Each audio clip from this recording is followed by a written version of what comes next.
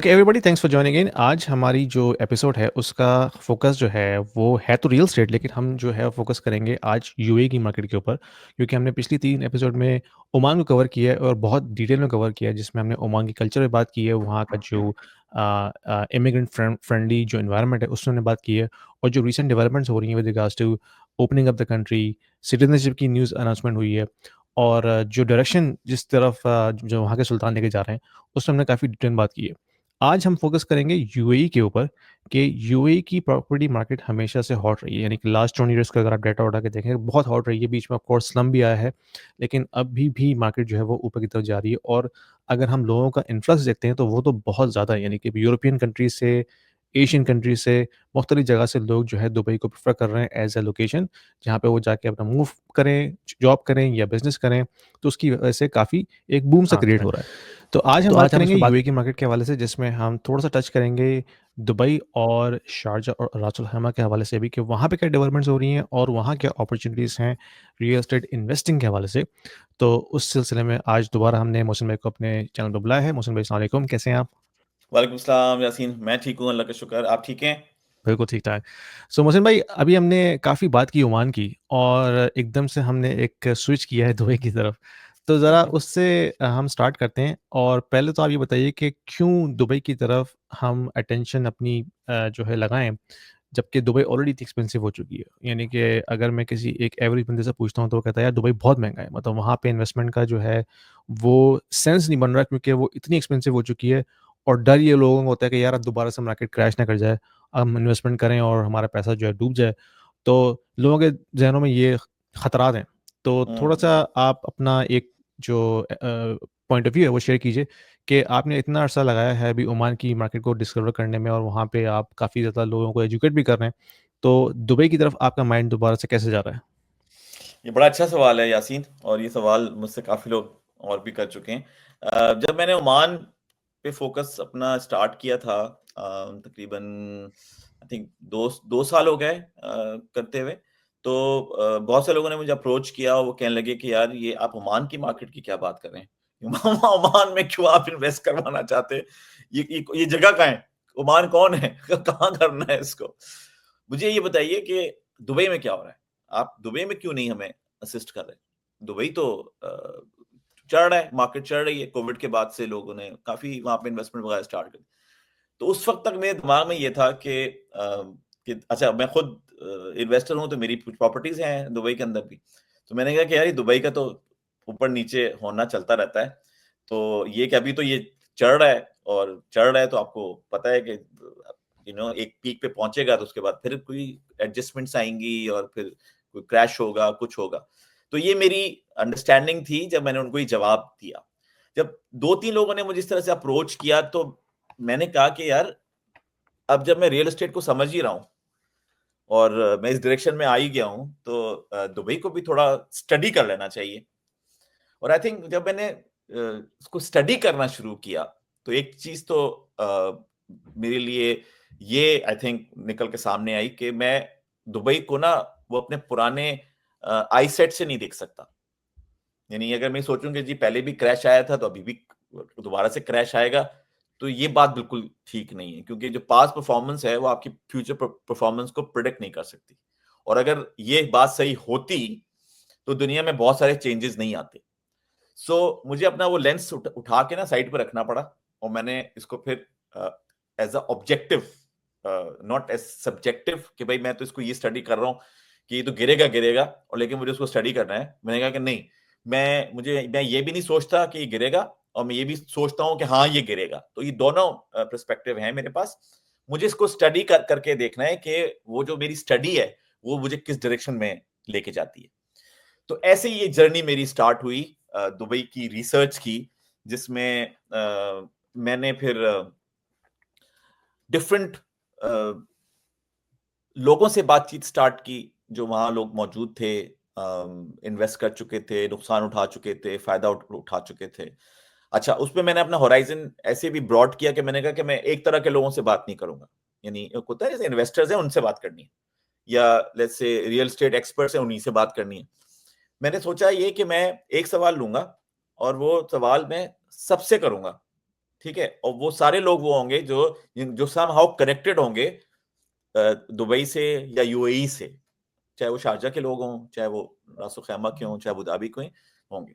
तो वो जब मैंने लोगों से सवाल करने शुरू किए और मैंने अपना होराइजन थोड़ा सा ब्रॉड किया, तो मुझे ये हेल्प मिली कि मैं फिर उन चीजों को ना कनेक्ट कर पाया।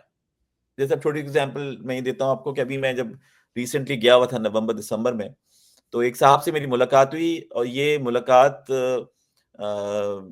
वली की पॉडकास्ट थी। वो देख के वो साहब मेरे पास आए थे थ्रू यूट्यूब, और उन्होंने कहा था कि मुझे बहुत अच्छी लगी वो पॉडकास्ट, और अगर आपको कभी भी आना हो यूएई तो मेरे साथ चाय जरूर पी, कॉफी जरूर पीजिएगा।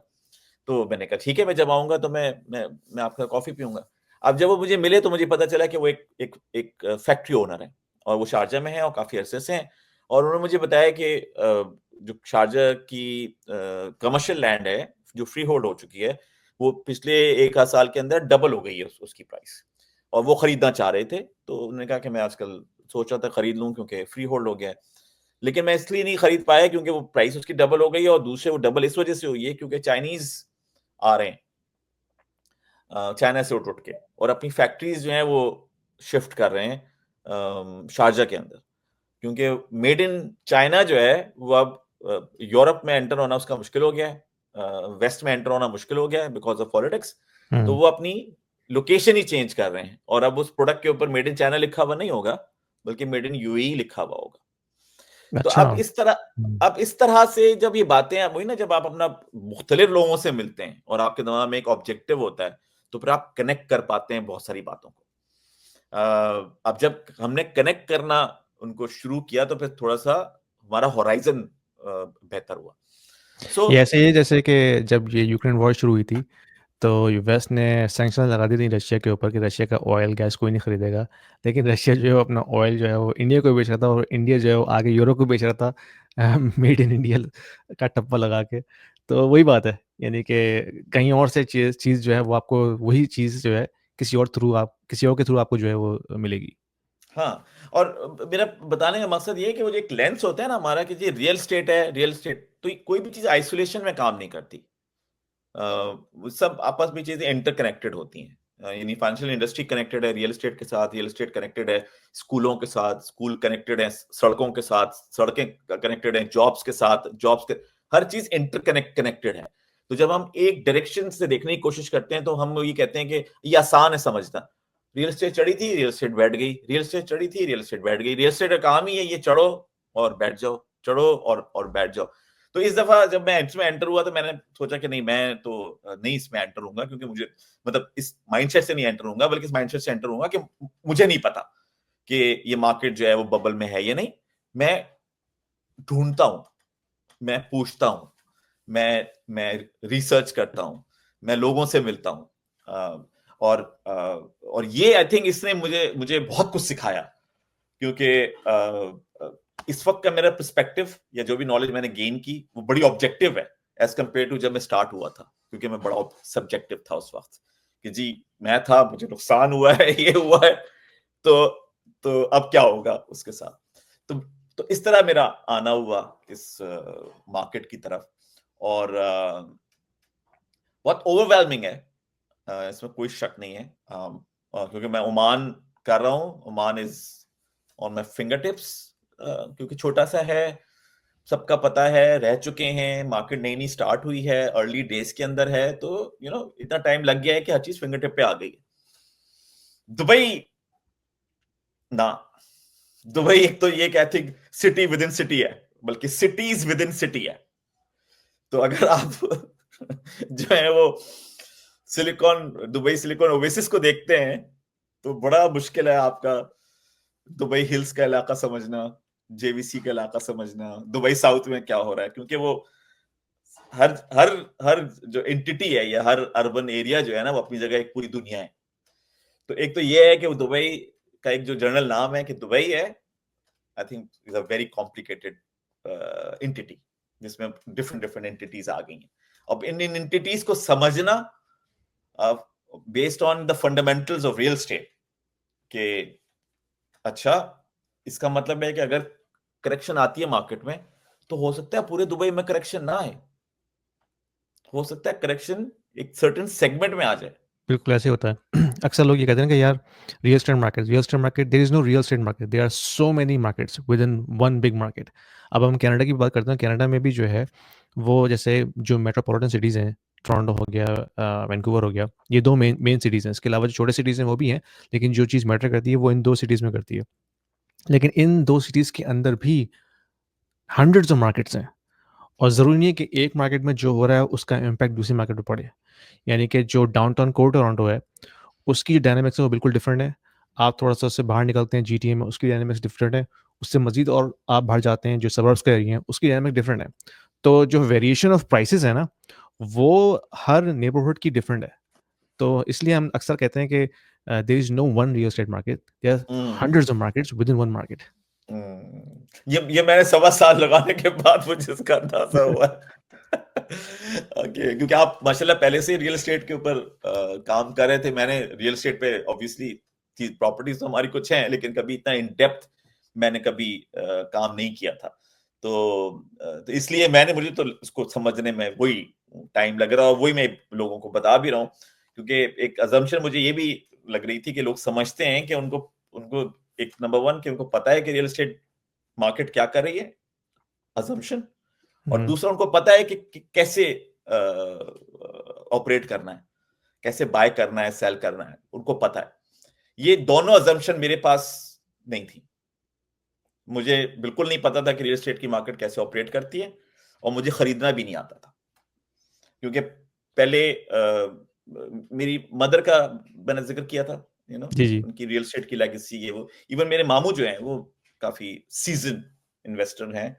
तो हमने जब भी पहले प्रॉपर्टीज़ खरीदी हैं, उनके कहने के ऊपर खरीदी हैं। उन्होंने नोट दिया है तो खरीदी है, उन्होंने मना कर दिया तो नहीं खरीदी। तो कभी अपना दिमाग इस्तेमाल नहीं किया था। हमने हमेशा गाइडेंस यूज़ की थी। मदर क्या कह रही हैं, मामू क्या कह रहे हैं, मदर क्या कह रही हैं, मामू क्या कह रहे हैं, लेनी चाहिए, नहीं लेनी चाहिए, इस तरह से किया था। लेकिन अब जब इस फील्ड में एंटर हुए हैं, तो फंडामेंटल्स पे जब ध्यान देना शुरू किया, तो हमें पता चला कि हमें तो एबीसी नहीं पता इन्वेस्टमेंट हुँ, की। हमें तो कुछ पता ही नहीं है कि कैसे ऑपरेट करते हैं, क्या होता है, मार्केट में किन चीज़ों को देखना पड़ता है। और फिर हमें ये अंदाज़ा हुआ कि जिस तरह से टेलीकॉम एक स्पेशलाइज़्ड फील्ड है, यू नो आपकी बिल्कुल। एक एक मेडिसिन एक स्पेशलाइज़्ड फील्ड है। इस तरह से जो इन्वेस्टमेंट है, वो भी एक स्पेशलाइज़्ड फील्ड है। ओह! एब्सोल्यूटली, और बिल्कुल। और हुँ। और अगर आपके पास 10 प्रॉपर्टीज़ हैं, उसका मतलब ये नहीं है कि आप जो है वो स्पेशलिस्ट हैं इसके। हाँ, हाँ, बिल्कुल। इसका कोई कोई मतलब नहीं है। हाँ, हाँ, ये ज़रूर हो सकता है कि यार आप लकी थे, लकी हो सकते हैं, आपने बिल्कुल। आपने आपने यहाँ पे खरीद लिया, कुछ कर लिया, और अब डायनामिक्स जो हैं, पुराने ज़माने से बहुत चेंज हो चुके हैं। हाँ, और वो डायनामिक्स हर रीजन की डिफरेंट होती हैं। यानी कि जो डायनामिक्स कनाडा में है, ज़रूरी नहीं कि वो यूएस में भी हों, बिल्कुल डिफरेंट है। बिल्कुल, बिल्कुल, इसी तरह बिल्कुल। से यूरोप की जो डायनामिक्स हैं रियल एस्टेट की, वो बिल्कुल डिफरेंट है as compare to north America. फिर जो यूएई की डायनामिक्स हैं, वो बिल्कुल डिफरेंट है। अभी आप कंपेयर कर रहे हैं ओमान को और दुबई को, आपने खुद देख लिया कितना फ़र्क है दोनों के अंदर। बिल्कुल, और सिर्फ प्राइस पे मैसिव नहीं, फ़र्क लेकिन है। जो फैक्टर्स इन्फ्लुएंस करते हैं मार्केट को, वो बहुत ज़्यादा डिफरेंट है ना। फिर पाकिस्तान की मार्केट वो बिल्कुल डिफरेंट है। तो हर रीजन के अपने डायनामिक्स होते हैं और उनके डिफरेंट फैक्टर्स होते हैं जो कि मार्केट को इन्फ्लुएंस करते हैं, जिसमें आपकी ऑफ कोर्स इकोनॉमी तो है ही है, साथ में डेट बहुत मैटर करता है। जो यूरोपियन और जो वेस्टर्न इकोनॉमीज हैं वो डेट के ऊपर चलती हैं। जितना डेट आपका एक्सपेंड होगा उस हिसाब से मार्केट एक्सपेंड होगी। डेट कॉन्ट्रैक्ट होगा तो मार्केट भी कॉन्ट्रैक्ट होगी। लेकिन जो मिडल ईस्ट की मार्केट है, यूएई में अब फिर भी डेट आ गया है, लेकिन as compare to western countries अभी भी बहुत कम है। बहुत फिर कम है, पाकिस्तान में तो है ही नहीं। पाकिस्तान में तो सारा काम कैश पे चलता है। तो बहुत, बहुत। हर मार्केट की जो है ना डिफरेंट डायनामिक्स हैं और उसी हिसाब से मार्केट मूव करती है। डेट जो है बेसिकली ट्रस्ट के साथ कनेक्टेड है ना, क्रेडिबिलिटी के साथ कनेक्टेड है। हुँ, यानी आप कितने क्रेडिबल हैं, आपको इतने पैसे मिल सकते हैं। जितनी ज़्यादा क्रेडिबिलिटी आपकी हाई होगी, इतना ज़्यादा पैसा आपको लोन मिल जाएगा। हाँ। तो वो सा लेकिन वो ये सारे हम कंट्रीज़। इंडिविजुअल लेवल बात कर रहे हैं ना, लेकिन जो बड़े हुँ, प्लेयर्स होते हैं, जो हुँ, वो तो लेवरेज करते हैं अपने आप को। हुँ, 10 टाइम्स लेवरेज करते हैं। यानी कि उनका अपना हुँ, पैसा हो सकता है $100,000 होगा, लेकिन वो हुँ, लेवरेज करके जो है वो मिलियन डॉलर, $2 मिलियन, $3 मिलियन की जो है प्रॉपर्टीज़ उठाते हैं। हुँ, तो और इसी वजह से यहाँ पे जो है ना लेवरेज करना आसान है, क्योंकि जो हुँ, जितना बड़ा प्लेयर होगा वो उतना ज़्यादा लेवरेज कर सकता है। स्टॉक्स में भी हुँ, ये होता है, स्टॉक्स में भी जो है हुँ, उनका अपना कैपिटल तो नहीं होता, वो सारा लेवरेज्ड कैपिटल होता है, जिसकी वजह हुँ, से जो है वो स्पेकुलेशन भी उसी वजह से होती है और हुँ। फिर वही मार्केट को अप एंड डाउन करती है। उसके लिए यासीन कनेक्टेड चीज है ना कि वो जो मिनी स्टेप्स हैं वो आप टाइम पे लेते नहीं लेते। मतलब लिया तो आपने लोन कितना बड़ा है, लेकिन जो आपकी किस्त जा रही है टाइम से पहले वो आपने टाइम पे कर दी, राइट। ये ये स्ट्रिंग है इनका। अगर वो आपने किस्तें एक दो दफा आगे पीछे की तो वो बिल्कुल, सब फारिग हो जाएगा आपका पूरा, बिल्कुल। कुछ भी वही नहीं वही खड़ा चीज़ होगा। आपकी जो है क्रेडिट वर्दीनेस को डिफाइन करती है ना। वही वही credit hmm, for the net को, तो उन्होंने जो बेबी स्टेप्स दिए हैं आपको चलने के लिए, उसके ऊपर वो पूरा का पूरा हाथी खड़ा कर देंगे आपके ऊपर, एज लॉन्ग एज आप बेबी स्टेप्स जो हैं वो बिल्कुल इन कंट्रोल होके यूज कर रहे हैं। तो खैर वो आपने बिल्कुल ठीक कहा, जो हमारी वहां की मार्केट्स में, क्योंकि वो ट्रस्ट का इशू है, डेफिसिट के मसाइल हैं, इन सब इश्यूज हैं, तो इसकी वजह से वहां की मार्केट्स जो हैं वो इसमें रन होती हैं। दुबई इंट्रोड्यूस कर रहा है मॉर्गेज, उन्होंने इंटरनेशनली मॉर्गेज देने शुरू कर दिए हैं। एक तो लोग था कि भाई एक्सपर्ट्स को दे रहे थे लोकली, हुँ, लेकिन अब इंटरनेशनली करने शुरू कर दिए, तो वो उस लेवरेज को यूज कर रहे हैं जो वेस्टर्न कंट्रीज के अंदर लोगों की ट्रस्ट वर्दीनेस है। तो क्योंकि वो इंडिविजुअल केसेस चेक करते हैं, वो यानी आप जाएंगे तो आपका केस जाएगा तो वो देखेंगे भाई किस बैंक में आपका अकाउंट है, क्रेडिट कार्ड पे कितना लोन लिया, हर चीज को वो चेक करेंगे और वो हुँ, रिलाय करेंगे कैनेडियन सिस्टम के ऊपर कि यार ये बंदा वहां पे रिलायबल है तो हमारे पास भी रिलायबल होगा। लेकिन अगर आपकी वहीं पे सिचुएशन इतनी अच्छी नहीं है तो हमारे हमारे पास भी नहीं होगा। तो उसी सिस्टम को लिवरेज करने की कोशिश भी कर रहे हैं। और दूसरी है क्योंकि इंटरनेशनल प्लेयर्स मार्केट में उतर चुके हैं वहां पे, तो वो कोशिश कर रहे हैं कि जो लिवरेज के ऊपर काम हो सकता है वो इंडिविजुअली तो नहीं कर सकते, हुँ, उस पैसे पे तो नहीं कर सकते ना जितना आप जनरेट कर सकते हैं अपने लेवरेज को यूज करते हुए।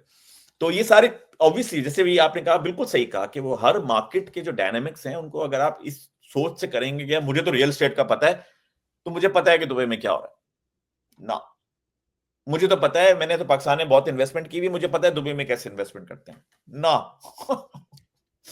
अब मेरी बहुत सारी बात जो पाकिस्तान में लोगों के साथ होती है, लोगों को क्योंकि पाकिस्तान की मार्केट जो है वो बिल्कुल ही डिफरेंट थी।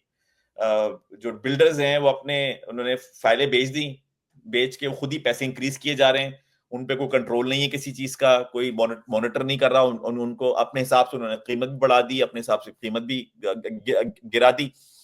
तो लोगों को वहां पे बहुत सी ऐसी चीजों की आदत पड़ी हुई है जो कि रियल नहीं थी हुँ, वहां की चीजें।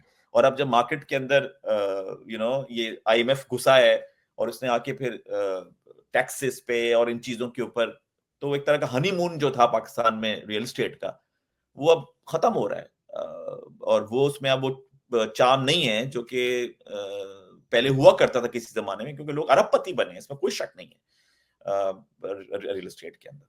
तो एनीवे, तो coming back to that point, तो ये मेरी वो थी, क्या कहते हैं ना कि मेरी सिचुएशन थी जब मैं एंटर हुआ हूँ यहाँ की दुबई की मार्केट में, कि अभी मुझे तो दुबई की मार्केट का कुछ नहीं पता, और दूसरी है कि मुझे तो खरीदना भी नहीं आता, मार्केट तो दूर की बात है, हाँ। मुझे तो खरीदना भी नहीं आता। तो जब ये तो चीजें लेके मैं एंटर अभी हुआ तो अभी आपकी प्रॉपर्टीज़ हैं दुबई में इस वक़्त? जी जी बिल्कुल है, अच्छा, बिल्कुल है। तो आपका क्या एक्सपीरियंस रहा है अब तक? यानी कि एक तो प्राइस एप्रिसिएशन तो हुई होगी ऑफ कोर्स, डिपेंड करता है आपने कब खरीदी है। लेकिन जो रेंटल के हवाले से आपका क्या एक्सपीरियंस रहा है? क्योंकि मैं हमेशा कंपेयर करता हूँ वेस्टर्न कंट्रीज़ को दुबई से ना, और मेरा पॉइंट ऑफ व्यू ये होता है कि यार यहाँ पे इतने लॉज़ हैं टेनेंट फ्रेंडली, कि वो हम्म बाज़ औक़ात लैंडलॉर्ड एंटी हो जाते हैं। हम्म यानी कि अगर टेनेंट फँस जाए आपके पास और वो रेंट नहीं भी दे रहा हो, तो आपका उसको इविक्ट करना बड़ा मुश्किल होता है। ख़ास तौर पे हम्म कनाडा में मैंने देखा है, ये बहुत मुश्किल प्रोसेस है। हम्म तो उस हवाले से जो है ना, लैंडलॉर्ड पनिश होता है उन लॉज़ की वज़ह से। हम्म दुबई में मेरे ख़्याल में ऐसा सीन नहीं है। आपका क्या हम्म। एक्सपीरियंस रहा है? यार दुबई में मैं किसी इस तरह की चीजों में मैं कभी इंगेज नहीं हुआ, मैंने कभी मेरा ऐसा एक्सपीरियंस रहा नहीं है। जो भी टेनेंट्स आए वो आए रहे एक दो साल, दो तीन साल, और चले गए। तो मेरा इस तरह का कोई एक्सपीरियंस नहीं है। लेकिन जो एक एक्सपीरियंस है वो जो कि बहुत इंपॉर्टेंट एक्सपीरियंस है, वो ये कि हमने जो पहली प्रॉपर्टी खरीदी थी वो गलत टाइम पे खरीदी थी, अच्छा, आपने पीक पे खरीदी थी। 15 में। हुँ। और वो 15 की जो लेकिन प्राइस है, 15 में तो पीक इतना शुरू नहीं हुआ। यानी कि 2008 में क्रैश हुआ था, फिर वो काफ़ी अरसे तक वो स्टैग्नेंट रही थी ना मार्केट। रही तो थी, और 15 भी 2000 स्टैग्नेंट ही होगी। नहीं, 2015 पे चढ़ गई थी मार्केट, अच्छा, पीक चढ़ा हुआ था। और पीक के बाद फिर वो गिरना शुरू हुई है, लेकिन वो सॉफ्ट लैंडिंग थी टिल 2020, कोविड तक, हाँ। कोविड तक वो सॉफ्ट लैंडिंग थी। हो तो गिर तो रही थी मार्केट, लेकिन हुँ, स्लोली ग्रेजुअली गिर रही थी, तो इतना क्रैश क्रैश का वो नहीं था।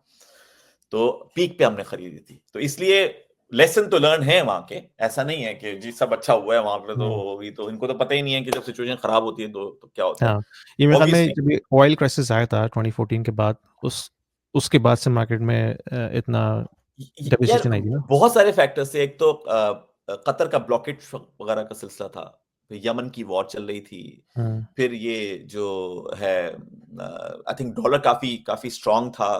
दूसरे ये कि दुबई लोग मूव नहीं हो रहे थे।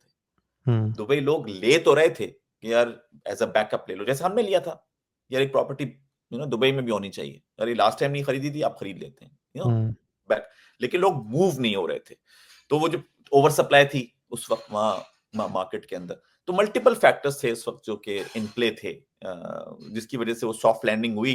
और कोविड में फिर बिल्कुल ही मार्केट उतनी बैठ गई थी जितनी 2008 में बैठी थी मार्केट। हम्म। नहीं, तो उसके अभी बाद जो से आपने अब जो बाउंस हुआ है, उसने मेरे ख्याल में ब्रेक इवन कर दिया होगा आपकी जो ओरिजिनल प्राइस होगी। अच्छा, अभी तक नहीं किया। ना, हम्म, लेकिन लेकिन क्योंकि उसकी लोकेशन अच्छी है, तो वो कभी खाली नहीं रही। रेंटल जनरेट कर रही है। रेंटल उसने खूब खूब जनरेट किया। दूसरी ये कि जो खरीदी थी प्रॉपर्टी, वो पाक रुपीस में खरीदी थी उस वक्त जब हम वहां थे पाकिस्तान के अंदर। तो जो पाक रुपी गिरा, तो ऑब्वियसली वो एप्रिसिएशन उधर तो मिल हम्म, गई, लेकिन अगर मैं डॉलर के पॉइंट ऑफ व्यू से देखूं तो हाँ। अभी तक अभी तक नहीं मिली। अच्छा, ये एक तो बड़ा इम्पोर्टेंट एलिमेंट है, लोग समझते नहीं इस बात को, क्योंकि लोग अक्सर जो हैं वो जो खासतौर पर वेस्ट में बैठे हैं, वो देखते हैं यहाँ की करेंसी के एक्सचेंज के हवाले से। और यही बात मेरी अक्सर लोगों से गोल्ड के हवाले से होती है, क्योंकि अक्सर लोग, जैसे वली से मेरी बहुत बहस होती है कि वली इस गोल्ड को नहीं समझता कि ये एक अच्छी एसेट है। लेकिन मैं कहता हूँ कि यार तुम उसको पाकिस्तान के हिसाब से देखो, कि पाकिस्तानी करेंसी जो है वो इतनी डिप्रिशिएट हो रही है, उनके लिए तो गोल्ड एप्रिशिएटिंग एसेट है। हम्म यूएस डॉलर में ऑफ कोर्स नहीं होगा, लेकिन अब हम्म तो यूएस डॉलर में भी काफ़ी बढ़ गया है। लेकिन एक ज़माने में गोल्ड जो है ना, हमेशा वो फ्लैट रहता था। हम्म और लेकिन उसकी वजह ये थी कि आप उसको यूएस डॉलर की टर्म में देख रहे हैं, लेकिन अगर आप उसको पाकिस्तानी रुपये में देखेंगे, हम्म या आप श्रीलंकन करेंसी में देखेंगे, या लेबनीज़ लीरा में देखेंगे, उनके लिए हम्म तो बहुत एप्रिशिएटिंग एसेट है ना। हम्म तो इसी तरह हम्म से अगर जिसने इवन पीक पे ही बाय किया होगा, लेकिन उसने पाकिस्तानी रुपये में अगर पेमेंट की है दुबई की रेट में, ऑफ कोर्स इवन मार्केट गिर गई इन डॉलर टर्म्स, लेकिन पाकिस्तानी रुपये में तो वो भी फ़ायदे में है। हाँ, वो कहना कि अगर पाकिस्तानी रुपये के हिसाब से देखा जाए तो ऑब्वियसली वैसे फायदा हुआ है, लेकिन क्योंकि पाक हुँ, रुपये खुद गिर गया है इतना, तो अगर उसको मैं डॉलर की टर्म में देखूं कि हमने कितने डॉलर्स में वो प्रॉपर्टी खरीदी थी, पाकिस्तान से बाहर ट्रांजैक्शन की थी, तो वो खरीदी थी, तो वो उस हिसाब से वो फिर उसने अभी वापस बिल्कुल। नहीं दिया है उसने। तो ये कि वही दुबई की मार्केट को, अब मसला दुबई की मार्केट का नहीं है, मसला तो हमारा है ना। हमने अपनी ड्यू डिलिजेंस नहीं की, हमें नहीं पता मार्केट कहाँ खड़ी हुई थी, हमें नहीं पता, हुँ, हम फोमो के चक्कर में घुसे थे मार्केट के अंदर, तो हम उसकी प्राइस पे कर रहे हैं। और यहाँ पे हुँ, यही चीज समझने की है कि अगर आपके पास पैसे हैं, इसका ताल्लुक मार्केट साइकिल से नहीं है। हम ये समझते हैं मेरे पैसे हैं, मुझे प्रॉपर्टी खरीद लेनी चाहिए। अरे प्रॉपर्टी, पैसे हैं, लेकिन मार्केट की सिचुएशन क्या है? हुँ, बैड इन्वेस्टमेंट से नो इन्वेस्टमेंट बेहतर है? नहीं, बिल्कुल। बिल्कुल। तो अब ये लोगों का बहुत ज़्यादा सिलसिला है कि मेरे पास पैसे आ गए हैं तो मुझे प्रॉपर्टी खरीद लेनी चाहिए। तो ये सिलसिला बिल्कुल भी ठीक नहीं है। तो बहुत सारी फंडामेंटल चीज़ें सीखने को मिली इस प्रोसेस के अंदर। और खासकर अब दुबई इस वक्त बड़ी कॉम्प्लिकेटेड मार्केट है। शुगर कोट हुई हुई है, फुली शुगर कोट हुई हुई है। तकरीबन 1100-1200 डेवलपर है वहां पे इस वक्त हुँ, एक्टिव, 1100-1200 डेवलपर। तो और सबका माल बिक रहा है उस मार्केट के अंदर। तो अब बड़ा आसान है कि आप जाके एक बैड एप्पल उठा लें, क्योंकि गोल्ड रश है, फोमो चढ़ा हुआ है, कोई आपको छोड़ेगा नहीं वहां पे। और हुँ, आप जब जाएंगे तो आप लेकर ही आएंगे, ये तो सवाल ही नहीं पैदा होता कि आप ना ना ना लेकर आए। अब उस पीरियड के अंदर इसको यूज करते हुए, फंडामेंटल्स को यूज करते हुए, ड्यू डिलिजेंस को यूज करते हुए, इंटरनेशनली सिचुएशंस को देखते हुए कि आने वाले 3-4 सालों में क्या होगा, मार्केट किधर होंगी, क्या होंगी, तो बहुत सारे फैक्टर्स इन प्ले हो गए दुबई के। और क्योंकि कॉम्प्लिकेटेड मार्केट है, तो आप उसको जो है वो, अगर आपने अपना अच्छा होमवर्क नहीं किया इसके ऊपर, तो आपका जो बफर है, वो बफर बहुत बहुत कम हो जाएगा। तो इस वक्त जो भी एंटर हो रहा है उससे मैं ये कह रहा हूं भाई, बी फेयरफुल, डरो, डरो, एंटर होते हुए डरो इस वक्त। इस वक्त हुँ, ये मत सोचो कि मैंने बहुत पैसे बनाने हैं, ये सोचो कि मैंने कैसे पैसे बचाने हैं, अब अगर आगे हुँ। कुछ कोई करेक्शन आती है तो। दूसरी ये कि जिन चीजों पे इस वक्त हमारा डिस्कशन चल रहा है वो चल क्या रहा है, देखिए 4 साल में प्रॉपर्टी कहाँ पहुंच गई, देखिए 4 साल में प्रॉपर्टी को वो मैंने यही क्या, करते हैं टिपिकल जो एजेंट होते हैं ना, वो ये दिखाते हैं कि भाई हाँ, रीसेंसी बायस ना, कि आप 2 साल में देखें कितना फ़र्क आ गया। तो वो आ गया, लेकिन वो ये बात बिल्कुल आई थिंक बायर भी मिस आउट कर रहे हैं इस चीज को कि देखें हुँ, कोविड में तो दुनिया खत्म हो गई थी ना, हमने कोविड से निकलना ही नहीं था, दुनिया तो बंद हो रही थी, दुनिया खत्म हो रही थी। उस वक्त तो प्रॉपर्टी की वैल्यू क्या होगी, जमीन में ही होगी प्रॉपर्टी की वैल्यू, क्योंकि कोई इंटरेस्टेड ही नहीं था प्रॉपर्टी लेने में। अब जो लोग बेचारे होल्ड कर पाए उस पीरियड के अंदर, या जिन्होंने भी स्मार्टली इन्वेस्ट कर दिया, वो सब के सब खुश हैं।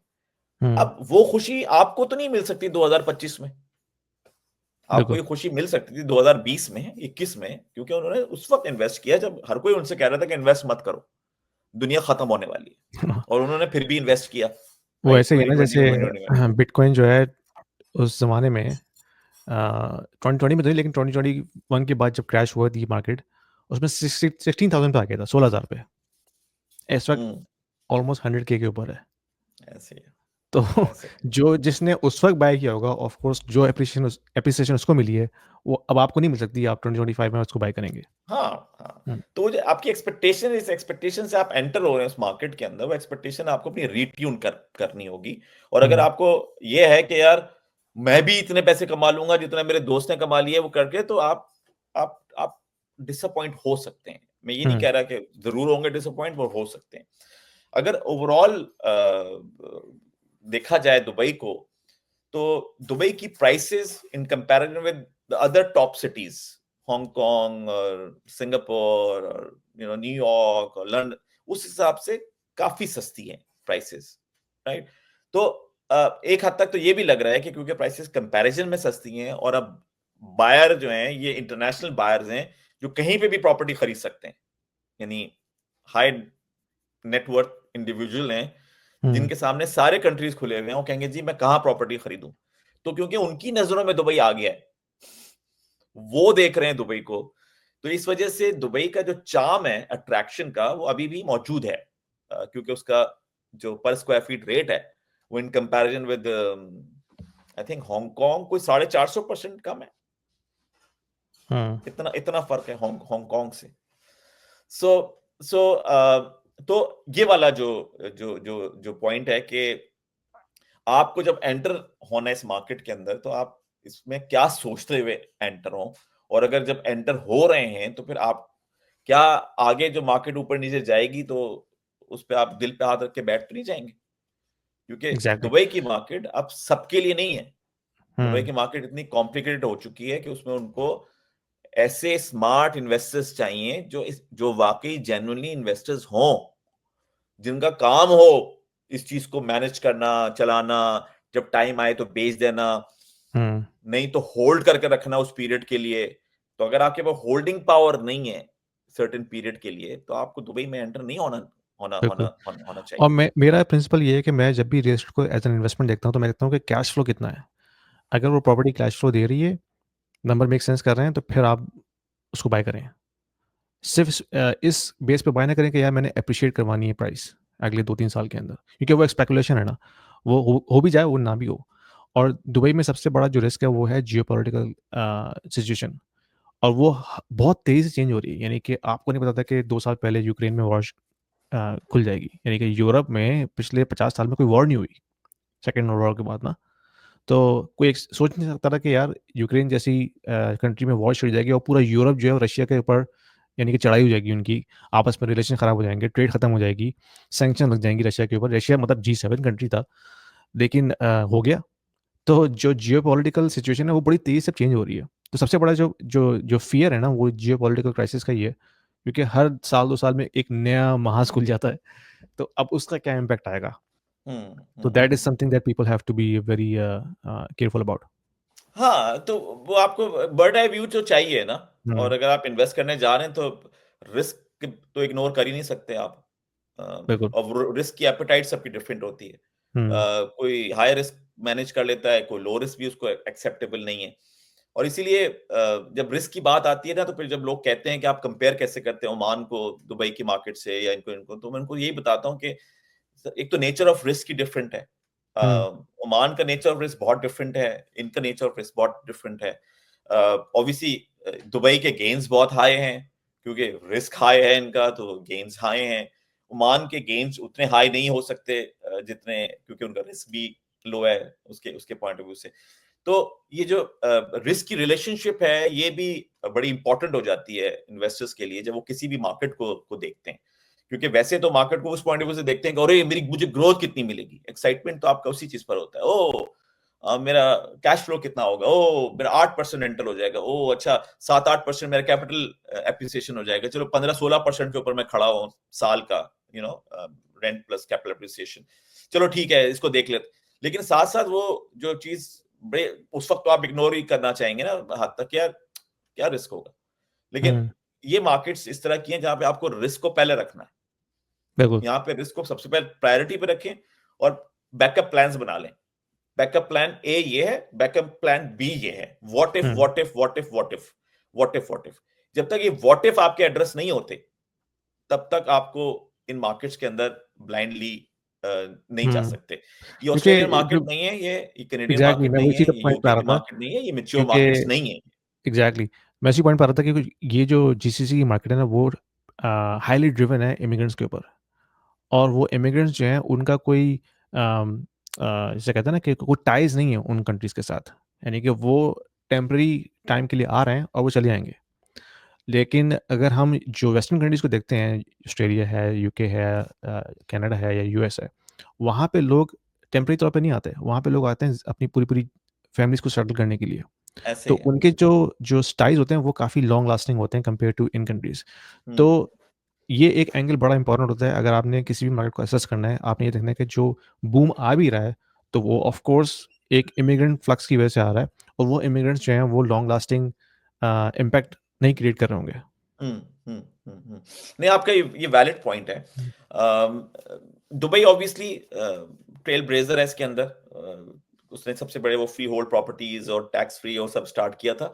बट ये इसको एड्रेस कर रहे हैं, वो गोल्डन वीजा हम थोड़ी देर पहले डिस्कस कर रहे थे, वो उसी का नतीजा है। और मैं नहीं हैरान होऊंगा कि वो आने वाले वक्त के अंदर ये चीजें और आसान हो जाएंगी, क्योंकि वो ये चाहते हैं कि लोगों का होम होम बन जाए, लोग हुँ, वहां से ना ना जाएं। गोल्डन वीजा का आपको आइडिया है कि वो सिर्फ प्रॉपर्टी इन्वेस्टमेंट पे नहीं है, बल्कि बिल्कुल। अगर आप अगर हाईली टैलेंटेड हैं, या आप सर्टेन लेवल ऑफ सैलरी ले रहे हैं, या अगर आपके सस्टेनेबिलिटी ब्लू वीजा इन्होंने अभी लॉन्च किया है सस्टेनेबिलिटी के ऊपर, तो अगर आपका कोई कंट्रीब्यूशन है सस्टेनेबिलिटी पे, तो आपको वो 10-10 साल के वीजे दे रहे हैं।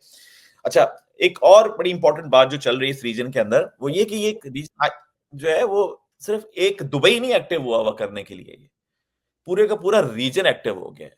तो पहले जो दुबई होता था, उसके पास कोई कंपटीशन नहीं था, वो एक ही करता था, एक ही लोग अट्रैक्ट करता था और लोग उसी के पास एंड अप होते थे। अब वो रीजन जो है ना, वो इंक्रीज हो गया है। उसमें सऊदी अरेबिया एक मेजर प्लेयर बन रहा है, Qatar is very active, Abu Dhabi, even UAE की हुँ, 7 स्टेट्स हैं, लेकिन अबू धाबी भी अब लोगों को अट्रैक्ट कर रहा है, फाइनेंशियल अपने आप को फाइनेंशियल जाइंट बनाना चाहता है उस रीजन का। हेज फंड्स ऐसे मूव नहीं होते, hedge funds are opening up in in Abu Dhabi, और अबू धाबी हाँ, उनसे पूछा जा रहा है कि हेज फंड्स क्यों खुल रहे हैं, तो कह रहे हैं यार जब हमारे मिले क्लाइंट्स ही नहीं होंगे बाहर, तो हम बाहर बैठ के क्या क्या करेंगे। तो हम अपनी वर्कफोर्स इंक्रीज कर रहे हैं, ऑफिस एक्सपेंड कर रहे हैं। ये हेज फंड्स की बात हो रही है, क्योंकि पॉइंट क्या है, मूव वहां करो जहां पैसा मूव हो रहा है। और पैसा कौन मूव करता है, पैसा कौन बिग मैनेज बिग कर रहा है, प्लेयर्स। और पैसा हुँ, कौन मूव मूव कर रहा है। गोल्डमैन सैक क्या कर रहा है, हुँ, मॉर्गन स्टैनले क्या कर रहा है, जेपी मॉर्गन क्या कर रहा है, हाँ, इसमें यूनियन मुझे बैंक बात याद आई जो हमने पहले भी क्या की कर थी रहा है। कि केविन लवरी जो कि एक कैनेडियन बॉर्न जी अमेरिकन हाँ, मैं जिक्र इन्वेस्टर है। किया था। तो रिसेंटली मैंने इसका सुना कि उसको यूएई वालों ने ऑनररी सिटीजनशिप दी है सिटीजनशिप दे दी है। और वो इसलिए दी है क्योंकि उसने काफ़ी काम किया है अबू धाबी की जो गवर्नमेंट है उनके साथ फाइनेंशियल प्लानिंग करने में, क्योंकि हम्म वो बेसिकली काफ़ी बड़ा इन्वेस्टर है तो उसने खुद खुद ने काफ़ी इन्वेस्टमेंट की है वहाँ पे हम्म और वो काफ़ी टाइम वहाँ गुजारता भी है। तो इससे मुझे अंदाज़ा हुआ कि किस हद तक जो है वो अटेंशन वेस्टर्न कंट्रीज़ में जो इन्वेस्टर्स हैं बड़े-बड़े जो हैं, वो अबू धाबी पे लगा रहे हैं और उसके मुताबिक अबू धाबी जो है वो नेक्स्ट फाइनेंशियल हब होगा मिडल ईस्ट का गोइंग एक्सपेंशन फॉरवर्ड। हब होगा, हुँ, बिल्कुल, बिल्कुल। तो अब ये भी है ना कि ये समझ गए हैं कि उनका चैलेंज क्या है। जैसे आप कह रहे हैं ना कि लोग जाते हैं परमानेंटली, वेस्टर्न हुँ, कंट्रीज़ जाते हैं, ऑस्ट्रेलिया जाते हैं, न्यूज़ीलैंड परमानेंटली जाते हैं। तो उनको पता था इस पूरे रीजन को पता है कि हमारा चैलेंज भी यही है। तो इसीलिए वो जो आप सुन रहे हैं रेजिडेंसीज़, गोल्डन वीज़ा, रेजिडेंसीज़, गोल्डन वीज़ा, हर हर ऑफरिंग के साथ ये लफ्ज़ लगा हुआ है। हर ऑफरिंग के साथ ये लफ्ज़ लगा हुआ है। किसी वजह से लगा हुआ है, इसलिए लगा हुआ है क्योंकि वो इसी चीज़ को एड्रेस करना चाहते हैं। जैसे एक छोटी-सी एग्ज़ाम्पल ये है कि इन कंट्रीज़ में ग्रीनरी नहीं है, राइट? लैक करते हैं ग्रीनरी, हुँ। डेज़र्ट है, कहाँ से आएगी ग्रीनरी? अब जितनी कम्युनिटीज़ बन रही हैं, वो इतनी ग्रीन है कि आपकी सोच होगी। मैं अभी एक शारजा के एक प्रोजेक्ट विज़िट कर आ रहा हूँ पीछे। भाई 60% जो है वो लैंड जो है वो इन्होंने इनकी वो थी, जिसमें सिर्फ़ ग्रीनरी थी। अच्छा, ऐसा लग रहा था किसी यूके की किसी उसमें उसमें आप आ गए। इंटरेस्टिंग।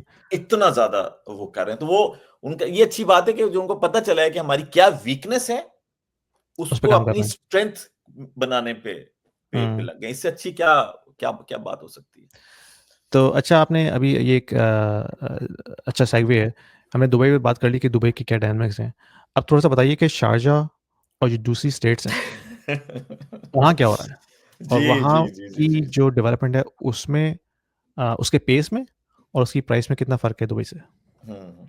एक तो मैं इस चीज़ को ऐड करूँगा यहाँ पे कि जब 2018 में मैंने सोचा कि जीसीसी की रियल एस्टेट पे फ़ोकस करना चाहिए, तो उस वक़्त मैं एंटीसिपेट कर रहा था कि ये सब का सब उसी डायरेक्शन में जाएगा क्योंकि जो बिग ब्रदर है, सऊदी अरेबिया जो है, उसने फैसला कर लिया है कि मुझे चेंज होना है। तो उसका जो सबसे ज़्यादा इम्पैक्ट है, वो किस पे जाना था? वो दुबई की नेबरिंग स्टेट्स पे जाना था। क्योंकि जब भी मैं दुबई विज़िट करता था पहले, हमेशा मैं उतर के यही सोचा करता था कि यार, ये शारजाह वालों को दुबई की ग्रोथ नज़र नहीं आती। ये अबू धाबी वालों को दुबई की ग्रोथ नज़र नहीं आती। इतनी बड़ी अपॉर्च्युनिटी अबू धाबी ने सॉरी दुबई ने क्रिएट की हुई है। तो क्यों कैपिटलाइज़ नहीं करते शारजाह वाले? क्यों कैपिटलाइज़ नहीं करते अबू धाबी वाले? और वो अब जब मैं पिछले मेरी जो रीसेंट ट्रिप्स हुए हैं, उसमें मैंने वो कैपिटलाइज़ेशन अब मैंने देख ली। एग्ज़ैक्टली कैपिटलाइज़ेशन चल रही है उनकी जो कि दुबई अपॉर्च्युनिटी पिछले 20 साल में क्रिएट कर चुका है। जो अबू धाबी की फ्री होल्ड मार्केट है, वो 2019 में खुली है। इससे पहले आप अबू धाबी में प्रॉपर्टीज़ नहीं खरीद सकते थे। तो वो फ्री होल्ड मार्केट को खुले हुए अब 5-6 साल हो जाएँगे। शारजाह की जो है वो 2022 नवंबर में खुली है और रास अल खैमा में जो है वो वहाँ पे कैसीनो लॉन्च कर दिया है। एक कैसीनो आ रहा है यूएई के अंदर रास अल खैमा के अंदर, मरजान आइलैंड के ऊपर। तो उन्होंने भी गोल्डन वीज़ास देने शुरू कर दिए हैं और फ्री होल्ड प्रॉपर्टीज़ स्टार्ट कर दी हैं। उम्मुल कुवैन के अंदर भी जो है वो जो शोबा एक बहुत बड़ा डेवलपर है दुबई का, ईमार ऑफ इंडिया कहते हैं उसको। तो उसने वहाँ पे एक नेचुरल आइलैंड टेक ओवर कर लिया है और वहाँ पे वो पूरी कम्युनिटी एस्टैब्लिश कर रहा है, जहाँ पे एक वन बेड जो है 1.2 1.3 मिलियन दिरहम से स्टार्ट होता है, उम्मुल कुवैन के अंदर। रासो खैमा के अंदर जो प्राइसेस हैं, वो दुबई से ज़्यादा हैं। अच्छा, वो क्यों? भाई कैसीनो आ रहा है, सारे डेवलपर्स पहुँच गए हैं वहाँ पे। जो रासो खैमा की जो अपनी प्रॉपर्टीज़ थी उस शहर की, वो डबल हो गई हैं। तो ये सारे के सारे अब एक ही उस पे खड़े हो गए हैं कि हमें मिल के काम करना है। तो अब Dubai is not alone anymore. Hmm, Abu Dhabi is changing. अभी आप बात कर रहे हैं तो खुद ही अबू धाबी में अभी सबसे ज़्यादा जो आइलैंड्स हैं पूरी एमिरेट्स के अंदर, वो अबू धाबी के पास हैं। वाटर फ्रंट की बात की जाए ना, सबसे premium property water front property होती है। सबसे ज़्यादा वाटर फ्रंट जो है वो अबू धाबी के पास है और अबू धाबी अब वो सारे आइलैंड्स पे काम कर रहा है। रियल एस्टेट धड़ाधड़ बन रही है वहाँ पे अबू धाबी के अंदर। शारजाह का जैसे भी ज़िक्र किया 2 साल पहले 2-3 साल पहले स्टार्ट हुई है। वो मार्केट भी तकरीबन पिछले 4 सालों के अंदर डबल हो गई है वो मार्केट। उम्मुल क़ुरैन अभी अभी खुली है मार्केट कुछ महीने पहले। जब शोभा ने अनाउंस किया है। तो अब यूएई के अंदर तो आपको मेरे ख्याल से हर स्टेट की बात करनी पड़ेगी क्योंकि हर स्टेट एक ही ट्रैक पर आ गई है, सब लाइन पे लगा के खड़े हो गए पीछे कि अब हमें क्या करना है, अब हमें क्या करना है, हमें क्या करना तो है। अपॉर्चुनिटी वाइज अगर हम देखते हैं तो व्यूअर्स के लिए खास तौर पर थोड़ा सा सिंप्लीफाई कर दें कि अगर नेक्स्ट 5 ईयर्स की हम बात करते हैं, ठीक है, नेक्स्ट 5 ईयर्स में आपको ग्रोथ कहाँ नजर आ रही है, और फिर of course barrier of entry में देखना है ना, क्योंकि दुबई तो काफ़ी एक्सपेंसिव हो गया। तो अक्सर लोगों से हम लोग बात करते हैं तो कहते हैं यार दुबई बहुत एक्सपेंसिव है, मेरी रेंज से बाहर है, मैं नहीं कर सकता। तो बैरियर ऑफ एंट्री यानी कि स्टार्टिंग पॉइंट, और फिर उसका जो पोटेंशियल ग्रोथ है नेक्स्ट 5 ईयर्स में, वो आपको क्या नजर आता है? यार मैं इस चीज को एड्रेस करूंगा कि ये कहते हैं ना कि दुबई बहुत महंगा हो गया है। दुबई के पास बहुत सारे ऑप्शंस अवेलेबल हैं, राइट? अब डिपेंड ये करता है ना कि आप करना क्या चाहते हैं। तो अगर आप ये करना चाहते हैं कि मैं कोई प्रॉपर्टी लूं, ठीक है, और मैं कोई लेट्स से 30% पे करूं, 40% पे करूं, या फॉर एग्जांपल 60% पे करूं और हैंडओवर से पहले उसको बेच दूं, राइट? तो वो जो आपने को जो प्राइस दी जा रही है वो तो 100% बताई जा रही है ना, 100 रुपए हम्म। बताया जा रहा है, लेकिन आपसे मांग कितने रहे हैं? वो 60 रुपए मांग रहे हैं, 40 रुपए नहीं मांग रहे। तो इसीलिए थोड़ा सा ना आपको डेवलपर्स की जो ऑफरिंग्स हैं उसको देख के ही फैसला करना होगा कि जिस अफोर्डेबिलिटी की मैं बात कर रहा हूं वो अफोर्डेबिलिटी है क्या। जो प्राइस नजर आती है ना आपको कि ये 2 मिलियन का है, ये 1.5 मिलियन का है, ये 3 मिलियन का है, उससे नीचे आपको जाने की जरूरत है। ये देखने की जरूरत है कि अगर ऑफ प्लान की तरफ आप जा रहे हैं तो उस ऑफ प्लान में ऑफरिंग्स क्या क्या आई हुई है। अब मैं हम्म। एक छोटी सी एग्जांपल दूं, शारजा की अगर हम बात करें तो शारजा की जो ऑफरिंग्स हैं वो ऐसी हैं कि हम आपको पूरा टाउन हाउस या विला या अपार्टमेंट बना के दे देंगे और 100 रुपए में से सिर्फ 35 रुपए लेंगे आपसे, 35 रुपीज ओनली। हमें पास इतना पैसा है, ये हमारे पास इतना पैसा है कि हम 35 रुपए लेके आपसे 100 रुपए की जगह हैंड ओवर कर देंगे। हम आपको हैंड ओवर कर देंगे, ठीक है। वो फाइनेंशियलाइज लेकिन कर रहे हैं ना हैंड ओवर इसको। के हाँ। वक्त, हाँ, हैंड हम्म। ओवर के वक्त आपको 65 पे करना पड़ेगा। अब ये ऑफर जो है ये दुबई में नहीं मिलेगी आपको, क्योंकि दुबई की मार्केट चढ़ी हुई है, वहां पे लोग ज्यादा पैसा देने को तैयार हैं क्योंकि वहां के हम्म। रिटर्न्स हाई हैं, तो आपको मार्केट को जो स्टडी करना है वो आपने इन दो चीजों के पॉइंट ऑफ व्यू से करना है कि एक तो ये कि एग्जैक्टली मुझे चाहिए क्या। अगर आप इसमें क्लियर नहीं है कि मुझे चाहिए क्या, तो आप बहते रहेंगे। कभी इसके हम्म। बाद चले जाएंगे तो कहेंगे अच्छा मैं ये कर लेता हूँ उसके साथ, और कभी उसके साथ चले जाएंगे आप कहेंगे मैं उसके साथ ये कर लेता हूँ। लेकिन अगर आप बड़े क्लियर होंगे अपने गोल के साथ कि भाई मुझे तो पैसे बनाने, जैसे मुझे कैपिटल एप्रिसिएशन चाहिए और 3 साल बाद चाहिए और मैं इतना लगा देता हूं और उसके बाद मुझे चाहिए, तो बिल्कुल इस तरह की अपॉर्चुनिटी भी मौजूद है। लेकिन आप कहते हैं कि यार मुझे तो एक अपार्टमेंट अपना चाहिए चाहिए दुबई के अंदर, और आज के लिए नहीं चाहिए, 6-7 सालों के लिए चाहिए, जब मैं रिटायर हूं तो मेरा एक अपार्टमेंट होना चाहिए, ठीक हम्म। है। अब इस गोल में ना सब चीजें हट गई। अब इसमें आप ये चाह रहे हैं कि मेरा किसमें कैपिटल एप्रिसिएशन भी हो जाए, और सारे गोल्स नहीं हो सकते ना पूरे आपके। हाँ। अब जो प्रॉपर्टी वहां पे 8-8 साल के पेमेंट प्लान पे मौजूद है, दुबई के अंदर 8-8 साल हम्म। का पेमेंट प्लान है। तो अब किसी को चाहिए ये 8-8 साल का, तो उसका मतलब है कि उसे ज्यादा तो पे करना पड़ेगा ना, हम्म। क्योंकि वो जो डेवलपर आपको 8 साल का दे रहा है तो वो कोई उस प्राइस पे तो नहीं देगा जिस प्राइस के ऊपर 4 साल वाले को ऑफ कोर्स उसमें को, मिल, इंटरेस्ट को मिलता शामिल है। होगा उसका। लेकिन आपको हम्म। पता है कि मैं जो प्रीमियम पे कर रहा हूँ इसलिए पे कर रहा हूँ क्योंकि I need apartment in Dubai. 8 साल में मुझे एक अपार्टमेंट चाहिए अपना, या 4 साल में मुझे एक अपार्टमेंट चाहिए। तो जो हम्म। क्लैरिटी ऑफ गोल्स है ना, वो बहुत बहुत इंपॉर्टेंट है इस पूरे रीजन को समझने के लिए। वंस यू अंडरस्टैंड कि मुझे चाहिए क्या, फिर आप उस मार्केट को स्टडी करें, और सबसे पहले मैं यही कहूंगा कि दुबई को स्टडी करें। दुबई में अभी भी बहुत जूस है, अगर आप समझदार हैं, हम्म। कॉन्टेक्ट्स हैं आपके पास, आपको पता है कि कब बेचना है, क्या बेचना है, कैसे करना है, यूर एन इन्वेस्टर। आम राइट। आदमी के लिए थोड़ा मुश्किल काम। हम्म। अगर आप कहते हैं मैं लेक की छोड़ दिया, चलता रहेगा, होता रहेगा, दुबई आपको बैठने नहीं देगा। दुबई ने अभी recently smart rental index launch किया है, और उसने किया ये है कि पहले वो इलाकों के रेंटल को कंट्रोल करता था। रेरा गवर्नमेंट करती थी कि भाई इस इलाके का इतना रेंटल होगा, इससे ज्यादा रेंटल नहीं हो सकता, ताकि उन्होंने वो जो रेंटल हाइक्स थे वो उन्होंने कंट्रोल किए। अब उन्होंने ये कह दिया है कि जी इस बिल्डिंग का होगा, इस बिल्डिंग का नहीं होगा। यानी उन्हें गधों और घोड़ों को अलग-अलग कर दिया इलाके के अंदर। यानी तो कि वो अब बिल्डिंग उसी की कंडीशन की वजह से ना, यानी कि अगर बिल्डिंग नहीं एब्सोल्युटली, है तो उसका रेंट ज़्यादा होगा, पुरानी है तो कम होगा। एब्सोल्युटली, हुँ, एब्सोल्युटली। मेट्रो के करीब है, डिमांड ज़्यादा है उसकी, सारे फैक्टर्स उन्होंने एक हुँ, क्राइटेरिया बना के ऐड ऐड कर दिया। तो अब जिनके पास पुरानी प्रॉपर्टीज़ हैं और जो बहुत अच्छा एन्जॉय कर रहे थे ज़्यादा रेंटल, वो क्या करेंगे? हुँ। बेचेंगे। तो रेंट कंट्रोल किस हद तक, यानी कि अगर आप नया टेनेंट घुसा रहे हैं घर में अपने, तो वो भी रेंट कंट्रोल है या फिर जो आप ईयरली इंक्रीज़ करते हैं वो रेंट कंट्रोल है? देखिए, एक तो ये कि अगर आपको रेंट इंक्रीज़ करना है अपने एक्जिस्टिंग टेनेंट के साथ, तो हुँ, तकरीबन 90 डेज़ का नोटिस देना होगा आपको, ठीक है।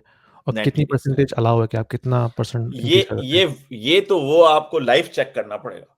अच्छा, ये उन्होंने हाँ। कैलकुलेटर बनाया हुआ है, आप जाइए, अपनी डिटेल्स डालिए, वो आपको हुँ। बता देगा, इतना हो सकता है। और अगर आप एक न्यू टेनेंसी साइन कर रहे हैं, टेनेंट के साथ, उस वक़्त तो जो आप रेंट तय होगा, वो भी क्या कंट्रोल होता है? वो भी कंट्रोल है, दोनों अच्छा। चीज़ें कंट्रोल हैं। यानी आप एक्जिस्टिंग वाले के साथ कितना बढ़ा सकते हैं, ये भी कंट्रोल है कि उसके साथ हुँ, उसके साथ ज़्यादती तो नहीं कर रहे आप, राइट? और ये हुँ। भी कंट्रोल है कि जो अगर वो प्रॉपर्टी खाली हो जाती है और आप उसे रेंट पे देते हैं, तो फिर वो भी अच्छा, कंट्रोल है, दोनों यहाँ चीज़ें। यहाँ पे भी रेंट कंट्रोल है, लेकिन वो एक्जिस्टिंग टेनेंट के साथ है। यानी कि हुँ, आप, गवर्नमेंट ने बताया कि भई ये परसेंटेज है पर ईयर रेंट इंक्रीज़ करने की, इससे ऊपर नहीं कर सकते आप। करेंगे तो आपकी हुँ, शिकायत होगी तो आप पे फाइन होगा। हुँ। लेकिन जो नया आप टेनेंसी साइन कर रहे हैं, वो फिर मार्केट बेस के ऊपर होता है। हाँ, ऐसे हुँ, वही मार्केट बेस पर ही है ना, लेकिन वो हुँ। मार्केट वो खुद कंट्रोल करते हैं। अच्छा, वो उन्होंने यहाँ पे टूल बेसिकली वो बनाया हुआ मार्केट है। डिमांड सप्लाई की बेस के ऊपर होती है। अच्छा, हाँ। वो तो क्योंकि जब लास्ट टाइम हालात खराब हुए ना इनके, तो इन्होंने ये मेजर्स डाल दिए थे ना, क्योंकि हुँ, लोग फिर उस वक़्त उसको अब्यूज़ कर रहे थे उस चीज़ों को, कि फ़र्ज़ करें अब किसी का 50,000 रेंट है तो कहने लगा मैं तो 80,000 लूँगा। हर हुँ, तरह से अब्यूज़ किया, तो गवर्नमेंट ने फिर ये मेजर्स डाल दिए। तो देखा जाए तो ये टेनेंट की प्रोटेक्शन के लिए ना उन्होंने उन्होंने डाले, ताकि क्योंकि इवेंचुअली पे तो टेनेंट ही करता है ना हुँ, उसको। तो उन्होंने प्रोटेक्शन के लिए डाले। पर मेरा कहने का मतलब ये था कि इस तरह की चीज़ें दुबई में और आती आती चली जाएँगी, जो कि दोनों के इंटरेस्ट को एड्रेस एड्रेस करेंगी, राइट? तो अगर आप एक्टिव नहीं हैं, पुरानी ले ली, ये बेच दी, दूसरा खरीद लिया, वो कर लिया, तो दुबई थोड़ा मुश्किल कर देगा आपका तो आप ये पैसे कह रहे हैं बनाना कि वहाँ। आप अगर अगर इन्वेस्टर हैं, तो आप दुबई को शॉर्ट टर्म इन्वेस्टिंग के हवाले से देखें, from a potential perspective. Um, depend करता है, जैसे फॉर हुँ, एग्जांपल जैसे अपार्टमेंट्स का मेरे ख्याल से life cycle might not be accurate, but मैं ऐसे ही नंबर फेंक रहा हूँ, 10 सालों का। हुँ, क्योंकि इतने नए-नए अपार्टमेंट्स आ रहे हैं, उन अपार्टमेंट्स के अंदर इतनी अमेनिटीज़ आ रही हैं, कि आपको 10 साल के बाद अपना अपार्टमेंट ही अच्छा नहीं लगेगा। हुँ, इतनी इनोवेशन है उस मार्केट के अंदर। सो ये सारी चीज़ों को आपने ज़हन में रखना है अपने, कि भई अगर मैं कोई प्रॉपर्टी ले रहा हूँ, तो किस पीरियड के लिए ले रहा हूँ, उसका इम्पैक्ट क्या होगा, उसके साथ एमेनिटीज़ ऐसी कौन-सी लगी हुई हैं कि अगर कोई कॉम्पिटिशन आ भी जाता है, तो मेरी प्रॉपर्टी पे फ़र्क नहीं पड़ेगा, हुँ, राइट? तो आप वही नहीं कह रहा हूँ, जितना ज़्यादा डिटेल में आप जाएँगे, इतनी इतना आपका फ्यूचर सिक्योर होगा।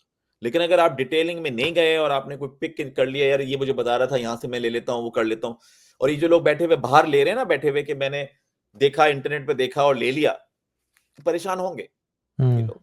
क्योंकि ज़ाहिर-सी बात है, उनको तो इंटरनेट से वो पिक्चर दिखाई जा रही है, जो कि वो देखना चाहते हैं। उनको वो हुँ, पिक्चर तो नहीं दिखाई जा रही जो कि बिल्कुल। उनको दिखानी चाहिए। और इसीलिए जब मैं जाता हूँ, तो मेरे साथ कुछ ना कुछ ऑब्वियसली इन्वेस्टर्स वगैरह होते हैं, और हम इसीलिए वहाँ जाके इसकी ड्यू डिलिजेंस करते हैं चीज़ों की, कि भई जाके पता तो चले कौन है, क्या है, क और फिर टेनेंट कौन होगा। अगर आप प्रॉपर्टी ले रहे हैं, तो ये तो भूल जाइए कि आप अपने लिए ले रहे हैं। आप ये हाँ, सोचिए मैं तो टेनेंट के लिए ले रहा हूँ। बिल्कुल। तो और अगर फिर ये भी है ना टेनेंट कि, आपके दिमाग में नहीं है तो जी। हाँ, एग्ज़ैक्टली।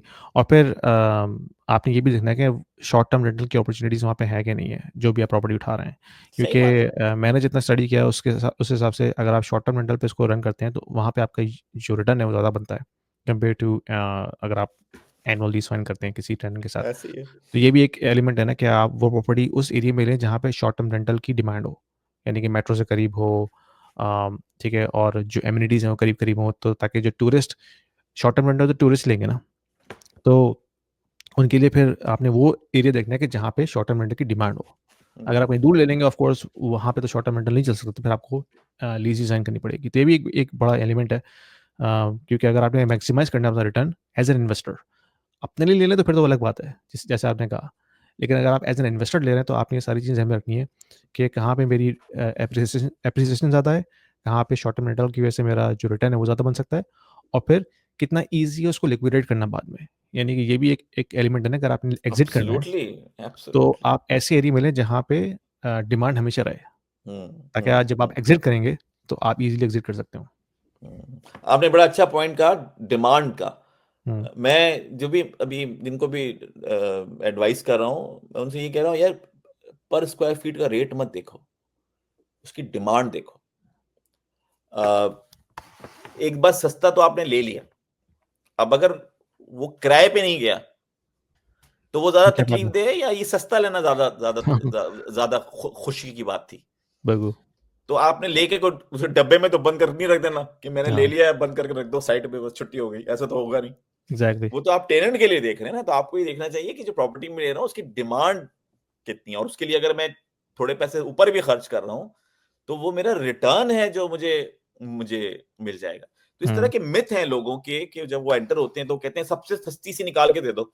एग्ज़ैक्टली। मैंने कहा वैसे ठीक ही है है, ना कि सबसे सस्ती रियल दे एस्टेट निकाल जो है दो। ना बड़ी कॉम्प्लेक्स सी चीज़ है, वो और उसको आप क्या। एक डायनामिक से नहीं देख सकते। यानी कि अगर आपने वन डायनामिक से देखना है, तो दैट्स नॉट पॉसिबल, क्योंकि मैंने भी ये काफ़ी अरसे से सीखा है इसको, कि अगर आप सिर्फ़ कैश फ्लो देख रहे हैं, तो you are missing the appreciation part out.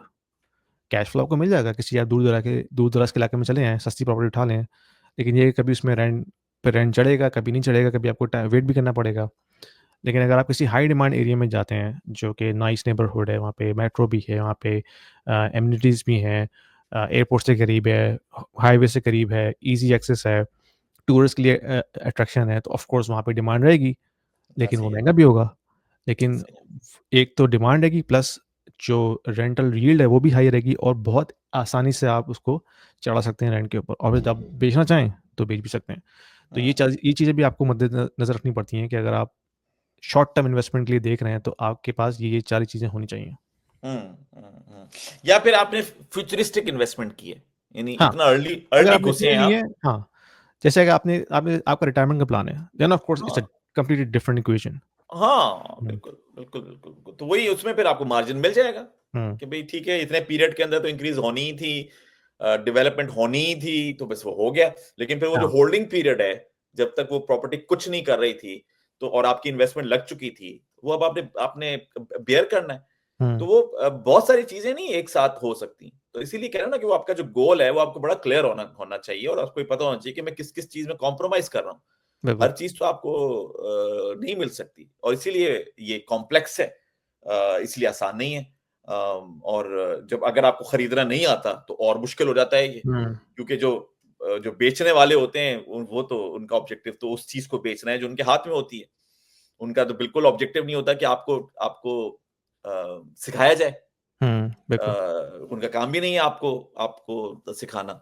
तो दुबई में जो भी लोग इस वक़्त मेरी लोगों को यही है जो देख रहे होंगे, इस वक़्त जो भी देख रहे हैं लोग, उनको इस वक़्त बहुत एजुकेट होने की ज़रूरत है।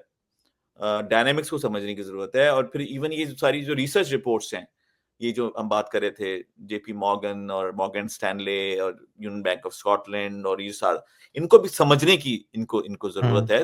जब तक वो अपना होराइज़न ब्रॉड नहीं करेंगे, दुबई में नहीं उतरना चाहिए और अगर वो उतरने की कोशिश कर रहे हैं, तो फिर ऑब्वियसली उनको फिर इस तरह के लोग चाहिए जो उनको असिस्ट कर सकें जेन्युइनली उनके इंटरेस्ट में। बिल्कुल। डेवलपर से जब वो कनेक्ट होते हैं या वहाँ पे लोगों से जब कनेक्ट होते हैं, तो वो उनके इंटरेस्ट के लिए काम नहीं कर रहे होते। ऑफ़ कोर्स उनको तो नॉट, अपनी प्रॉपर्टी वो बेचनी तो है। एजेंट है। हाँ। तो वो जब आप उनके साथ बातचीत करेंगे तो वो तो सारी बातें जी, बिल्कुल ऐसे ही होगा, मैं भी भेज देता हूँ, ये कर दूँगा। और हुँ, मैं पिछले कोई 1 डेढ़ साल से क्योंकि खुद रिसर्च कर रहा था, तो मैं इतने सारे लोगों से कनेक्टेड था और अभी जब हमने विज़िट्स भी किए हैं, तो हमने ये चीज़ नोट की थी कि जब हम 5वाँ 6वाँ सवाल करते थे, तो लोग नाराज़ हो जाते थे। लोगों के पास जवाब नहीं है, लोगों के पास डेटा हुँ, नहीं है शेयर करने का, बल्कि उनको ये फ़ील होता था कि पता नहीं आप इतना हम पे शक क्यों कर रहे हैं? पता नहीं क्या सब लोग खरीद रहे हैं, क्या ये गलत खरीद रहे हैं? मतलब आस-पास जो लोग खरीद रहे हैं, तो वो जो लॉजिकल और रैशनल अप्रोच है कि भई एक क्वेश्चनेयर है खरीदने का, उसमें हेल्प कर दो मेरी भरने के हुँ, लिए। वो क्वेश्चनेयर हो जाएगा तो मुझे आइडिया हो जाएगा कि मुझे खरीदना चाहिए, नहीं खरीदना चाहिए। अब वो क्वेश्चनेयर फिल नहीं हो रहा, तो मैं खरीद कैसे लूं? हाँ, ये बिल्कुल। सिंपल सी बात थी। अब उसमें नाराज होने की क्या बात है? हाँ, और अगर आपको नहीं पता तो बता दें कि भाई मुझे नहीं पता। तो ये एक ओवरऑल मेरा वहाँ का एक्सपीरियंस रहा, क्योंकि हम काफ़ी जगह गए, काफ़ी लोगों से मुलाकातें हुई और हमें यही फ़ील हो रहा था कि यार डेटा कोई नहीं दे रहा हुँ। और जो बातें कर रहे हैं, वो बातें वही कर रहे हैं कि 4 साल पहले ये था, 3 साल पहले ये था और इसके रेट इतने हाँ, बढ़ गए, उसके रेट इतने इतने वो तो इतने बेसिकली इतने बढ़ गए। सेल्स सेल्स एजेंट है ना, उनका काम ही है आपको अच्छी-अच्छी चीज़ें दिखा के सेल करना। हाँ, तो अब उनके लिए हाँ, भी प्रॉब्लम है ना, जो बेचारे जिनको हाँ, जिन जो सिर्फ़ ये कर सोच रहे हैं कि यार जैसे डॉक्टर्स हैं, वो सोच रहे हैं कि यार मैं अमेरिका में नहीं लगाऊँ पैसे इस दफ़ा, मैं दुबई में हुँ, लगा देता हूँ। हाँ, चलो मुझे कोई अच्छी प्रॉपर्टी मिल जाएगी तो मैं लगा देता हूँ। 2-3 एजेंट्स के साथ वो कनेक्ट हुए, हुँ, मोटी-मोटी बातें उनको पता चली, उन्होंने एक जगह लगा दिया। इतना आसान नहीं है लगाना वहाँ पे। बिल्कुल। ये और इस मेरा वक़्त तो नहीं है बिल्कुल, यानी कि अगर आप हाँ, ऑफ कोर्स ये रिस्क आप 2020, 2021 में ले सकते थे, एब्सोल्यूटली, अब नहीं। एब्सोल्यूट हाँ, 2020, 2021 में तो ऐसी-ऐसी प्रॉपर्टीज़ चढ़ी हुई हैं जिनको देख के आपको हैरानी होगी। एग्ज़ैक्टली। आपने कहा कनाडा में ये हुआ ये था, ये यानी कि प्रॉपर्टी कनाडा चढ़ में गई। एक एक बहुत हाई किस्म का बूम आया था पैंडेमिक के बाद। हुँ, हुँ, हुँ। ऑफ कोर्स वो फिर अब का उससे काफ़ी नीचे आ चुकी हैं प्रॉपर्टीज़, लेकिन उस वक़्त तो ये था कि आप जिस प्रॉपर्टी को भी टच कर लें वो साल में 30% 40% इंक्रीज़ होती थी, ये हाल था। लेकिन अब वो नहीं है। बस तो ये है। वो तो सिलसिला है चलें उसमें काफ़ी। इसको रैप अप करते हैं, ऑलमोस्ट 1 आवर हो रहा है। डन, तो डन, डन। आई बड़ा होप कि एक लोगों को थोड़ा-सा मैं अपना पर्सपेक्टिव दे पाया होऊँगा। हाँ, ऑब्वियसली मेरे पास इस चीज़ का आंसर नहीं है कि वो बबल से गुज़र रही, नहीं गुज़र रही, लेकिन कोई इंडिकेटर्स हमें नज़र नहीं आ रहे हाँ। As such. ये एक और थोड़ी-सी यूनिक पॉडकास्ट इस हवाले से होगी कि आपको दूसरी पॉडकास्ट में आपको एक स्ट्रेट अवे आंसर मिलता होगा। लेकिन वो आंसर ठीक है कि नहीं है, वो हमें नहीं पता। लेकिन हमने इसमें प्रोस एंड कॉन्स सारी चीज़ें डिस्कस की हैं। क्या वीकनेस है, क्या स्ट्रेंथ है, क्या रिस्क्स हैं, क्या रिवॉर्ड्स हैं। और ऑफ कोर्स हर प्रॉपर्टी एक जैसी नहीं होती, हर मार्केट एक जैसी नहीं होती। आपने अपने हवाले से उसको जाँचना है कि आपको क्या चाहिए, आपकी क्या प्रायोरिटी है और फिर रिस्क को समझते हुए फिर आप इन्वेस्टमेंट करें। तो हुँ, यही इस पॉडकास्ट का जो है वो एक समरी थी। मैं एक चीज़ और ऐड करूँ, इतनी सारी बातों के बाद जब मैं लोगों से कहता हूँ कि दुबई की ये प्रॉपर्टीज़ हैं जिनमें बहुत पोटेंशियल है, ये वाली प्रॉपर्टी। कहते हैं, "अभी तो आप दुबई के लिए ऐसी बातें कर रहे थे, ये था, वो था।" मैंने कहा, "देखो, मैंने बातें जो की हैं, वो मैंने ये कहा है कि बहुत मेहनत करने की ज़रूरत है दुबई के अंदर इन्वेस्टमेंट की। मैं आपसे ये बिल्कुल नहीं कह रहा हूँ कि दुबई में इन्वेस्टमेंट नहीं करनी चाहिए। मैं ये कह रहा हूँ कि अगर आप सही इन्वेस्टर हैं, बल्कि मैंने अभी आज एक एक ब्लॉग भी पब्लिश किया उस पे कि are you the right investor for Dubai? तो हुँ, अगर आप सही इन्वेस्टर हैं दुबई के, सही आप, तो Dubai still a great market, इसमें कोई दो राय नहीं है। लेकिन बिल्कुल, अगर आप सही इन्वेस्टर नहीं हैं, तो दुबई फिर परेशान करेगा आपको। बिल्कुल। तो ये बस मैं क्लियर कर दूँ कि लोग अदरवाइज़ ये ले लेंगे, अरे मौसिफ भाई तो दुबई के मामले में बिल्कुल भी there is no black and white answer right? यही या यही चीज़ इसमें हमने डिस्कस की है कि ग्रे एरिया भी होता है और एब्सोल्युटली वो और ग्रे उसमें एरिया आपने हमेशा उस रहेगा। ग्रे एरिया के अंदर आपने अपॉर्च्युनिटीज़ फाइंड करनी है। तो absolutely. That is the whole point. तो thank you very much Muhsin भाई, बड़ा बहुत-बहुत अच्छा शुक्रिया आपका। इंसाइटफुल डिस्कशन रहा और let's let's do this regularly अगर हम जी, जी। हाँ, बिल्कुल, इसको मैं तो कह रहा हूँ हर क्योंकि हाँ, हर कंटिन्यू करें हर इसको, दफ़ा बहुत आप मज़ा एक आता नई इनसाइट लेकर आएँगे, आपको कुछ और पता चलेगा कि अब क्या हो रहा है मार्केट में, अब क्या चेंजेज़ आ रही हैं। तो मेरे ख़्याल में अगर हम इसको कि रेगुलर रखते हैं, तो हम रेगुलरली लोगों को ये बताते रहेंगे कि अब रीसेंट डेवलपमेंट्स क्या आ रही हैं, किस तरफ मार्केट जा रही है, ताकि एक लोगों को एक एजुकेटेड डिसीज़न लेने में आसानी हो। है। ऐसे ही है। नेक्स्ट पॉडकास्ट अगर हम शारजा के ऊपर करें, मैं आपको शारजा की इनसाइट्स दूँगा। ठीक शारजा है, क्यों बड़ा इंटरेस्टिंग जगह बन गई है। ठीक है, डन है। डन, चलें। ठीक है, बहुत-बहुत शुक्रिया। Thank you so thank you very much. Much. अल्लाह हाफ़िज़। अल्लाह हाफ़िज़, अल्लाह हाफ़िज़।